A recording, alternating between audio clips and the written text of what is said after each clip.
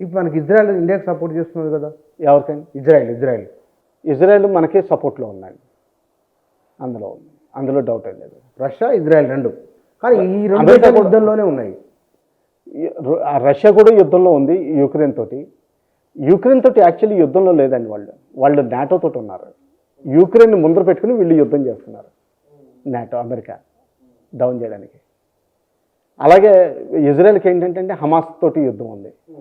Hamas ఏంటంటే government కంట్రోల్లో లేదండి అక్కడ. అది ప్రైవేట్ ఆర్మీ. గవర్నమెంట్ ఉంది, ఫార్మల్ గవర్నమెంట్ ఉంది, ఎలక్షన్ అయిన గవర్నమెంట్, కానీ అది ఇన్ఎఫెక్టివ్ అండి. చాలా చిన్న స్టెప్. ఈ హమాస్ టేక్ ఓవర్ చేసేసి వాళ్ళు హెజ్బుల్లా తోటి లెబనాన్లో కనెక్షన్ పెట్టుకుని, హెజ్బుల్లా అన్నది ఏంటంటే ఇరాన్, వాళ్ళు షియాస్ కాబట్టి ఇరాన్ నుంచి హెల్ప్ తీసుకుని, అది ఎలా వస్తుందంటే సిరియా ల్యాండ్ రూట్ ద్వారా వచ్చి వాళ్ళకి వెపన్స్, రాకెట్స్ సప్లై చేస్తారు. అందుకని 5,000 రాకెట్లు ఒక రాత్రి వదిలిపెట్టగలిగారు. వీళ్ళు 400 డ్రోన్లు వదిలిపెట్టారండి. మొన్న వదిలిపెట్టినేమో బేసికలీ సర్వేలెన్స్ అండి. అంటే దాని కింద వీడియో కెమెరా ఉంటుంది. ఆ వీడియో కెమెరా లైవ్ పాస్ చేస్తుందండి మీకు వెనక్కి. అలాగే కెమెరాస్ కూడా ఉంటాయి, high resolution cameras, Nikon type, Sony type, ఇటువంటి కెమెరాస్ ఉంటాయి. ఎంత హై రెజల్యూషన్ ఉంటుందంటే మీకు 30 సెంటీమీటర్స్లో ఒక వెపన్ ఉంటే చెప్పేస్తుందండి. అంటే ఒక AK-47 పెట్టినా కానీ చెప్పేస్తుంది. ఆ వెనక్కి ఫొటోస్ వస్తాయండి. ఒకవేళ సక్సెస్ఫుల్ రిట్రీవ్ చేసుకున్నాడంటే వాడికి హార్డ్ డిస్క్ నుంచి డౌన్లోడ్ చేసుకోవచ్చు, లేకపోతే లైవ్ కవరేజ్ అవుతుందండి. ఈరోజు వాడింది, ఈరోజు రాత్రి తెల్లవారుజామున వాడిని. ఇవి టర్కిష్ డ్రోన్స్, ఇవి నిన్నే దిగినాయండి. ఇందులో వెపన్ లోడేజ్ కూడా ఇప్పుడు మనకి చెప్తున్నారు కదా, అమెజాన్ డ్రోన్ ద్వారా మీకు మందులు సప్లై చేస్తాం. ఇదిగో ఆదిలాబాద్, నిజామాబాద్ ఎక్కడో ట్రయల్ కూడా చేశారు. ఎక్కడో రిమోట్ ఏరియాకి మందులు ప్యాకెట్ చేసి డ్రోన్ వదిలేశారు, అది డెలివరీ ఇచ్చింది ఇంటి టైప్ అయింది. ఇప్పుడు అమెజాన్ ఐటమ్స్ ఇంటిపైన ఈ డ్రోన్ ద్వారా డెలివరీ చేస్తామంటున్నారు. ఇంకా మన గవర్నమెంట్ పర్మిషన్ రాలేదు, అది వస్తే డెలివరీ చేసేస్తామంటున్నారు. ఇప్పుడు అట్లా దాన్ని కూడా ధ్వంసం చేశారు కదా మన వాళ్ళు. పొద్దున్న చేశారండి. పొద్దున్న చేశారు 2 బేసులు, ఒకటి నీలంలోను, ఒకటి సాయలకోట దగ్గర లూనీ వ్యాలీ అని ఉంటుంది, ఆ లూనీ వ్యాలీలోనూ చేశారండి. ఇప్పుడు పూర్తి స్థాయి యుద్ధం ప్రారంభమైనట్లేనా? అఫీషియల్గా గవర్నమెంట్ డిక్లేర్ చేయలేదండి, కానీ నేను అదే చెప్తున్నాను కదండి. ఈరోజు ఈ కాలంలో ఏంటంటే యుద్ధం అన్నది ఏంటంటే అంతకుముందులాగా మహాభారతంలో అయితే పొద్దున్న శంఖం ఊదేవారు, అప్పుడే యుద్ధం మొదలయ్యేది. సాయంకాలం మళ్ళీ శంఖం ఊదంగానే యుద్ధం అయిపోయేదండి. ఇప్పుడు ఆ పరిస్థితుల్లో లేదు, అన్ని బ్లర్ అయిపోయినాయండి. ఇందాక వార్ఫేర్ నేషనల్ మైట్ అని చెప్పాను కదండి. అందులో ఏంటంటే సివిలియన్స్ కూడా ఎందుకు ఎఫెక్ట్ అవుతారంటే, ఇప్పుడు సపోజు మన బ్యాంకింగ్ సిస్టమ్ ఎఫెక్ట్ చేయొచ్చు, ఏటీఎంస్లో డబ్బులు రాకుండా చేసేయచ్చు, ఏటీఎం నెట్వర్క్ని స్పాయిల్ చేస్తే సాఫ్ట్వేర్ ద్వారా హ్యాక్ చేసి మన బ్యాంకుల్లోంచి డబ్బులు విత్డ్రాల్ చేసేయచ్చు. ఆల్రెడీ జరుగుతుంది, మీరు స్కామ్స్ వింటున్నారు. ఆ స్కామ్స్ పెద్ద ఎత్తున పాకిస్తాన్ ఇప్పుడు చేయొచ్చు. 1000 మందిని కూర్చోబెడతారండి.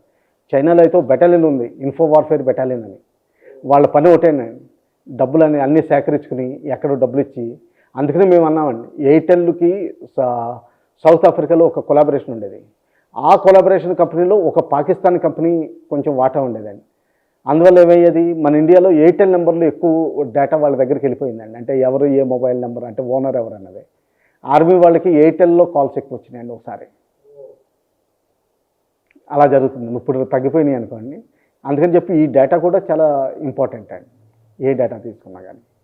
అందుకని డేటా లీక్లో మనం బాధపడేది అందుకనే మనం హ్యాక్ అయిపోతాయండి.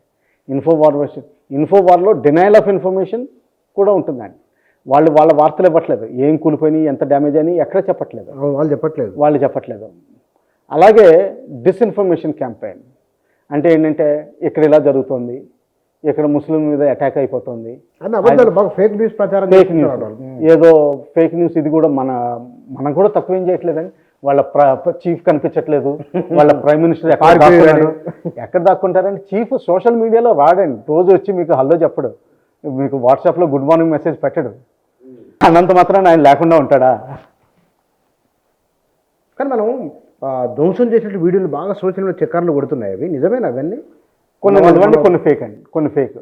మన లాహోర్ అటాక్ మీద ఫైర్స్ చూసారనుకోండి, చాలా అంటే ఏంటంటే ఏదో హిందుస్థాన్ రిఫైనరీ అంటుకున్నట్టుంది, అది ఫేక్ అండి. అది ఎందుకంటే షిప్స్ అలా మండవు, ఎందుకంటే ఐరన్ పీస్ అలా మండదండి, లోపల మండుతున్నా కానీ అలా మండదు, చిన్న చిన్న మంటలు వస్తాయి, పొగ వస్తుంది.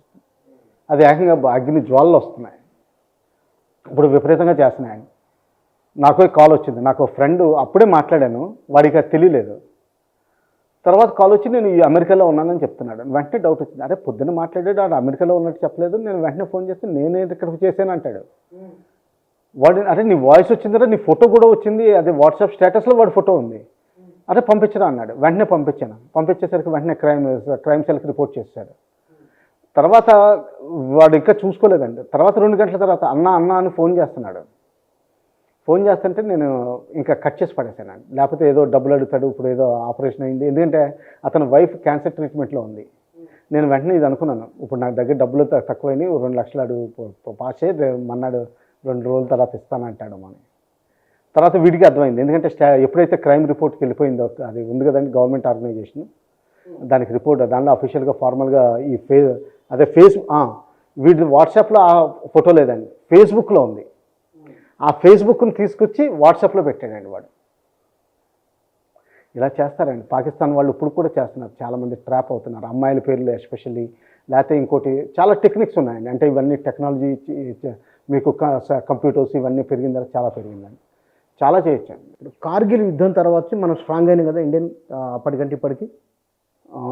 కార్గిల్ యుద్ధం తర్వాత స్ట్రాంగ్ అవుతూ వచ్చిందండి. కానీ లాస్ట్ 14 ఇయర్స్లో, అంటే 10 ఇయర్స్లో బాగా అయిందండి. అందులో ప్రజెంట్ ఇన్కంబెంట్ గవర్నమెంట్కి ఫుల్ మార్క్స్.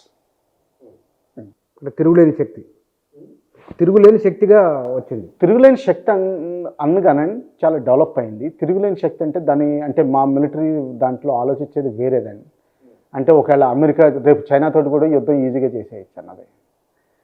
అంటే మనకి అంటే డైరెక్ట్గా ఓపెన్ మీడియాలో ఉంది కాబట్టి మనం విమానం తయారు చేయలేకపోతున్నాం అండి. లాస్ట్ 30 ఏళ్ళు ఫండింగ్ జరుగుతున్నా కానీ కరెక్ట్ విమానం తయారు చేయలేకపోతున్నాం. దాని ఇంజిన్ బయట నుంచి కొనుక్కొస్తున్నాం, దాని ఏవియానిక్స్ బయట నుంచి కొనుక్కొస్తున్నాం, అన్నీ అసెంబుల్ చేస్తున్నాం. ఇప్పుడు మన షిప్స్ మనం తయారు చేయడం మొదలుపెట్టాం. గన్స్ కూడా, పర్సనల్ వెపన్స్ కూడా మొన్న రష్యా కొలాబరేషన్ తోటి మ్యానుఫ్యాక్చర్ చేయడం మొదలుపెట్టామండి. మన సొంతాన్ని అంత సక్సెస్ఫుల్ కాలేదు. కానీ సార్ ఈ యుద్ధం ఎన్ని రోజుల్లో అయిపోవచ్చు ఇప్పుడు జరుగుతున్న?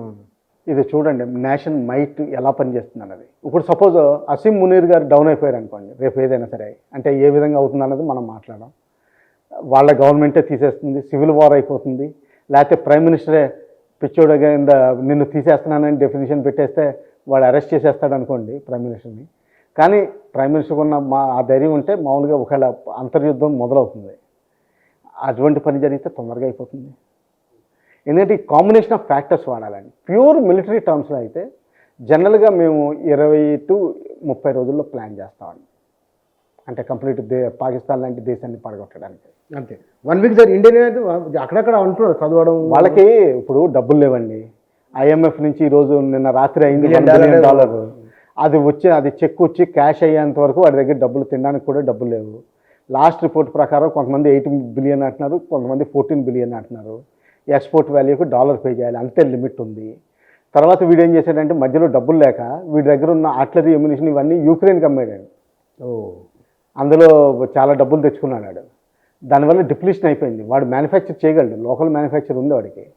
కానీ ఆ మ్యానుఫ్యాక్చర్ కూడా చేయగలిగడానికి ఒక కెపాసిటీ అంటూ ఉంటుంది కదండి. ఆ కెపాసిటీ లిమిటెడ్ కెపాసిటీ అండి. సో ఆ విధంగా ఏంటంటే నన్ను అడిగితే 12 రోజులు అయిపోయే అవకాశం ఉంది.